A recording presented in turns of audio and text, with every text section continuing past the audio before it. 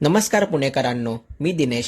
One day return offbeat भटकंतीसाठीचं पुण्याजवळचं एक बेस्ट ऑप्शन म्हणजेच धायरी गावातलं मल्हारगड. शिवस्पर्शाने पावन झालेलं ते गड पाहायला मी पुण्याहून निघालो. सिंहगड रोडने पुढे धायरी फाट्याला आलो. तिथून धायरी गावासाठी आत वळालो. धायरी फाट्यापासून 5 मिनिटांनी धायरी गावात आलो. पुढे रायकर माळ्याला गडाच्या पायथ्याशी पोहोचलो. तिकडून वळणाचा कच्चा रस्ता लागला व 5 मिनिटांनी पायथ्याशी पोहोचलो. गाडी पार्क करून गड चढायला घेतला. वाटेत बरीच वृक्ष झाडं दिसतात. उंचावर येऊन मध्यावरून संपूर्ण परिसरावर नजर टाकली. इथून दिसणारं दृश्य कमाल आहे. अर्धा तासाने गडावर पोहोचलो. सुरुवातीला मध्यभागी खंडोबांचं मंदिर दिसलं. प्रशस्त परिसरातून मंदिरात प्रवेश केल्यावर गाभाऱ्यात मधोमध स्वयंभू शिवपिंडीचं दर्शन घेतलं. दर्शन करून मंदिरामागे आलो. इथून खडकवासला धरण व सिंहगड किल्ला दिसतो. इथून आणखी थोडं पुढे निघालो. एका जागी येऊन थोडा वेळ निवांत बसून संपूर्ण परिसर पाहू लागलो. तिथून आता पुन्हा मंदिरापाशी आलो व मंदिरासमोर जाऊ लागलो. थोडं अंतर चालून येताच गडाच्या टोकाला पोहोचलो, जिथून कात्रजचा घाट दिसतोय. गडावर कोणीच नव्हतं. खूप शांत वातावरण अनुभवता आलं. शेवटी ऊन खूप चढू लागल्याने इथून रजा घेतली. तुम्हाला सुद्धा हा गड पाहायचा असेल, याची ऐतिहासिक माहिती जाणून घ्यायची असेल तर त्याचा संपूर्ण व्हिडिओ तुम्हाला माझ्या दिनेश नवले या युट्यूब चॅनलवर पाहायला मिळेल.